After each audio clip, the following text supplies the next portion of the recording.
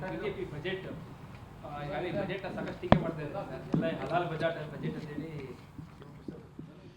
ಇದು ಹಲಾಲ್ ಬಜೆಟ್ ಅಂತ ನಮ್ಮ ಪಕ್ಷದವರು ಅದ್ರ ಬಗ್ಗೆ ವಿಶ್ಲೇಷಣೆ ಏನು ಮಾಡಿದ್ದಾರೆ.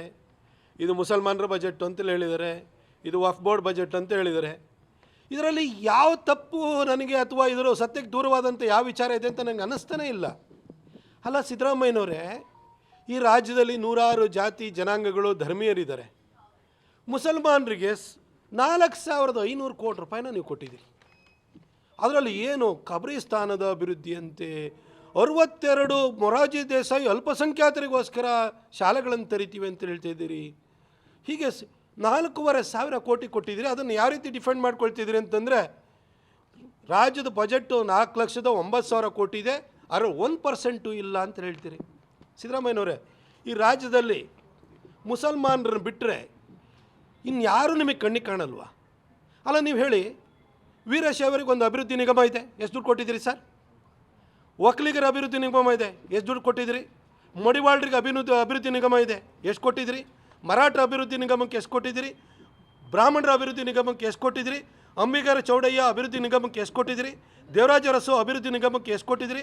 ಅಲೆಮಾರಿ ಅಭಿವೃದ್ಧಿ ನಿಗಮಕ್ಕೆ ಎಷ್ಟು ಕೊಟ್ಟಿದ್ದೀರಿ ನೀವು? ಅಲ್ಲ ನೀವು ನೋಡಿ, ನೀವು ಎಷ್ಟು ಶಾಣ ಇದ್ದೀರಿ ಅನ್ನೋದು ಕೇಳ್ತೀನಿ.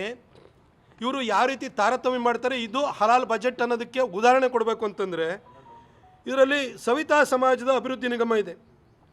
ಅದರೊಳಗಡೆ 2024-25ರಲ್ಲಿ ಇದಕ್ಕೆ ಸುಮಾರು 9,000 ಕೋಟಿ ರೂಪಾಯಿ ದುಡ್ಡು ಕೊಟ್ಟಿದ್ದಾರೆ. ಆದರೆ 9,000 ಕೋಟಿ ಇನ್ನೂ ಕೂಡ 5 ರೂಪಾಯಿನೂ ಕೂಡ ದುಡ್ಡು ರಿಲೀಸ್ ಆಗಿಲ್ಲ, ಯೂಟಿಲೈಸೇಷನ್ನೇ ಇಲ್ಲ. ಏನಂತ ಹೇಳ್ತಾರೆ? The selection process of beneficiaries in progress ಅಂತಾರೆ. ಇನ್ನು ಮಡಿವಾಳ ಮಾಚಿದೇವ ಅಭಿವೃದ್ಧಿ ನಿಗಮ, ಅದರಲ್ಲೂ ಕೂಡ ನೋಡಿ, applications are received and the selection process of beneficiaries in progress. Karnataka Veerashaiva Lingayat ಅಭಿವೃದ್ಧಿ ನಿಗಮ, ಇದನ್ನು ನೀವು ಎಕನಾಮಿಕ್ ಸರ್ವೆ ರಿಪೋರ್ಟನ್ನು ಓದಬೇಕು, ಇದರಲ್ಲಿ ಇದೆ ಸ್ಪಷ್ಟವಾಗಿ. ಅದರಲ್ಲಿ ಹೇಳ್ತಾರೆ the selection process of beneficiaries in progress. ಅದೇ ರೀತಿ ಕರ್ನಾಟಕದಲ್ಲಿ ಮರಾಠ ಕಮ್ಯುನಿಟಿಗಳದ್ದು ಅಭಿವೃದ್ಧಿ ನಿಗಮ ಅಂತ ಇದೆ, ಅದರಲ್ಲೂ ಕೂಡ selection process of beneficiaries in progress. ಹಾಗೆ ಅಲೆಮಾರಿ, ಅದಕ್ಕೂ ಕೂಡ selection of process of beneficiaries in progress. ಒಕ್ಕಲಿಗರದು ಅದೇ ಕತೆ. ಆದರೆ ಇದೇ ಮುಸಲ್ಮಾನರದ್ದು ಅಭಿವೃದ್ಧಿ ವಿಚಾರಕ್ಕೆ ಕಳೆದ ವರ್ಷ ಕೊಟ್ಟಂಥ ದುಡ್ಡು ನೋಡಿ. ವೆಲ್ಫೇರ್ ಆಫ್ ಮೈನಾರಿಟೀಸ್ ಅದರಲ್ಲಿ ವಿಷಯ ಮೈನಾರಿಟೀಸ್ ಅಂದ್ರೊಳಗಡೆ ಅದರಲ್ಲೇನು ಮುಸಲ್ಮಾನರು ಕ್ರೈಸ್ತರನ್ನು ಬಿಟ್ಟರೆ ಇನ್ಯಾವ ಕಮ್ಯುನಿಟಿ ಕಾಣಲ್ಲ, ಜೈನರು ಕಾಣಲ್ಲ, ಬೌದ್ಧರು ಕಾಣಲ್ಲ, ಸಿಖ್ರು ಕಾಣಲ್ಲ, ಯಾರೂ ಕಾಣಲ್ಲ.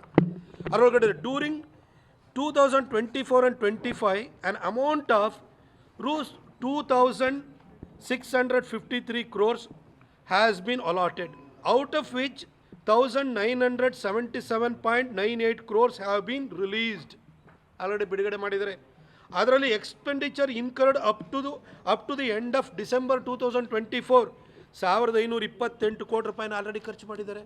ಅಲ್ರಿ, ವೀರಶೈವರ ಅಭಿವೃದ್ಧಿ ನಿಗಮ, ಬ್ರಾಹ್ಮಣರ ಅಭಿವೃದ್ಧಿ ನಿಗಮ, ಮಡಿವಾಳರ ಅಭಿವೃದ್ಧಿ ನಿಗಮ, ಒಕ್ಕಲಿಗರ ಅಭಿವೃದ್ಧಿ ನಿಗಮ, ಈ ಎಲ್ಲ ಅಭಿವೃದ್ಧಿ ನಿಗಮಕ್ಕೆ ಸೆಲೆಕ್ಷನ್ ಆಫ್ ಬೆನಿಫಿಷರೀಸು ಆ ಪ್ರೋಸೆಸ್ ಇನ್ನೂ ಆನಲ್ಲಿದೆ ಅಂತ ಹೇಳ್ತೀರಿ. ಆದರೆ ಸಾಬ್ರಿಗಾದ್ರೆ ಖರ್ಚೆ ಮಾಡಿಬಿಟ್ಟಿದ್ರಿ. ಇದನ್ನು ಹಲಾಲ್ ಬಜೆಟ್ಟು, ಮುಸಲ್ಮಾನರ ಬಜೆಟ್ಟು, ವಕ್ಫ್ ಬೋರ್ಡ್ ಬಜೆಟ್ ಅಂದಲ್ಲ, ಇನ್ನೇನು ಹೇಳೋಕ್ಕಾಗುತ್ತೆ? ಅವ್ರಿಗೆ ಖರ್ಚು ಮಾಡ್ತೀರಿ. ಇವರು ಅಪ್ಲಿಕೇಶನ್ ಹಾಕಿ ಬೆನಿಫಿಷರಿ ಲಿಸ್ಟ್ ಮಾಡಿದ್ರು ದುಡ್ಡೇ ರಿಲೀಸ್ ಮಾಡಲ್ಲ. ಯಾಕೆಂದರೆ ನಿಮ್ಮ ಸಿಸ್ಟಮ್ ಹೆಂಗೆ ಮಾಡಿದ್ರಿ ಅಂದರೆ, ಆಡಳಿತಾತ್ಮಕ ಅನುಮೋದನೆಯನ್ನು ನೀವು ಬೆನಿಫಿಷರಿ ಲಿಸ್ಟ್ ಕೊಟ್ಟಾದ್ಮೇಲೂ ಕೂಡ ನೀವು ಅದಕ್ಕೆ ಅನುಮೋದನೆ ಕೊಡಲಿಲ್ಲ ಅಂತಂದರೆ ದುಡ್ಡೆಲ್ಲಿಂದ ರಿಲೀಸ್ ಆಗುತ್ತೆ? ನೀವು ಈ ಎಲ್ಲ ಸಮುದಾಯಗಳನ್ನ ಬದಿಗಿಟ್ಟು ನೀವು ಇವ್ರನ್ನ ಓಲೈಸಕ್ಕೆ ಹೊರಟಿದ್ದೀರಿ ಅನ್ನೋದು ಭಾಳ ಸ್ಪಷ್ಟವಾಗ್ತಿದೆ. ಆಮೇಲೆ ನಾನು ಸಿದ್ದರಾಮಯ್ಯನವ್ರು ಇನ್ನೊಂದು ಮಾತು ಕೇಳಲಿಕ್ಕೆ ಬಯಸ್ತೀನಿ. ಸರ್, ನೀವು 4,500 crore ಮುಸಲ್ಮಾನರಿಗೆ ಕೊಟ್ಟಿದ್ದೀವಿ, ಇದು ಒಂದು ಬಜೆಟ್ನ 1% ಅಲ್ಲ ಅಂತ ಹೇಳ್ತಿರಲ್ಲ ಸರ್.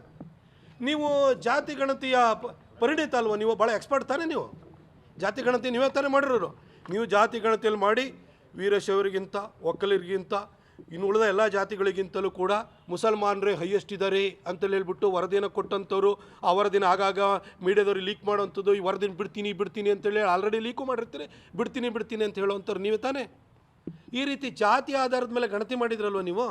ಹಾಗೆ ನಾನು ನಿಮ್ಮನ್ನು ಕೇಳಲಿಕ್ಕೆ ಬಯಸ್ತೀನಿ, ಕರ್ನಾಟಕದ ಟ್ಯಾಕ್ಸ್ ಕಲೆಕ್ಷನ್ ಏನಿದೆಯಲ್ಲ ಅದು ಧರ್ಮದ ಆಧಾರದ ಮೇಲೆ ಮಾಡಿ. ಮುಸಲ್ಮಾನರಿಂದ ಎಷ್ಟು ಕಲೆಕ್ಟ್ ಆಗ್ತಿದೆ, ಕ್ರೈಸ್ತರಿಂದ ಎಷ್ಟು ಕಲೆಕ್ಟ್ ಆಗ್ತಿದೆ, ಹಿಂದೂಗಳಿಂದ ಎಷ್ಟು ಕಲೆಕ್ಟ್ ಆಗ್ತಿದೆ, ಅದರ ಆಧಾರದ ಮೇಲೆ ಕೊಡಿ ದುಡ್ಡವರು. ನೀವು ಅನುದಾನ ಹಂಚಿಕೆ ಮಾಡಿ. ಜಾತಿ ಆಧಾರದ ಮೇಲೆ ನೀವು ಗಣತಿಯನ್ನು ಮಾಡ್ತೀರಿ, ಅದು ಕೂಡ ಸೋಷಿಯೋ ಎಕನಾಮಿಕ್ ಕ್ಯಾಸ್ಟ್ ಸೆನ್ಸಸ್ ಅಂದರೆ ಯಾವ್ಯಾವ ಜಾತಿ ಜನಾಂಗಗಳು ಹಿಂದುಳಿದಿದ್ದಾವೆ ಅವುಗಳಿಗೆ ಅಫಿರ್ಮೇಟಿವ್ ಪ್ರೋಗ್ರಾಮ್ಸ್ ಅಂದರೆ ಅವರ ಸಶಕ್ತೀಕರಣಕ್ಕೋಸ್ಕರ ಯೋಜನೆ ರೂಪಿಸೋದಕ್ಕೋಸ್ಕರ ಜಾತಿ ಗಣತಿ ಮಾಡೋದು, ನಿಮ್ಮ ಪಾಲಿಟಿಕ್ಸ್ ಮಾಡೋದಕ್ಕಲ್ಲ. ಅದು ಕೇಂದ್ರ ಸರ್ಕಾರ ಅದರಲ್ಲಿ ಇನ್ವಾಲ್ವ್ ಆಗಿರುತ್ತೆ. ಅದನ್ನಿಟ್ಕೊಂಡು ನೀವು ಜಾತಿ ಗಣತಿ ಮಾಡ್ತೀರಿ, ಆದರೆ ಬೆನಿಫಿಟನ್ನು ಹಂಚಿಕೆ ಮಾಡಬೇಕಾದ್ರೆ ಮುಸಲ್ಮಾನರಿಗೆ ಮಾತ್ರ ಕೊಡ್ತೀರಿ, ಉಳಿದು ಯಾವುದೇ ಅಭಿವೃದ್ಧಿ ನಿಗಮಕ್ಕೂ ನೀವು ಕೊಡಲ್ಲ ನೀವು. ಅದ್ರ ಜೊತೆಗೆ ಇನ್ನೊಂದು ಕೇಳಲಿಕ್ಕೆ ಬಯಸ್ತೀನಿ,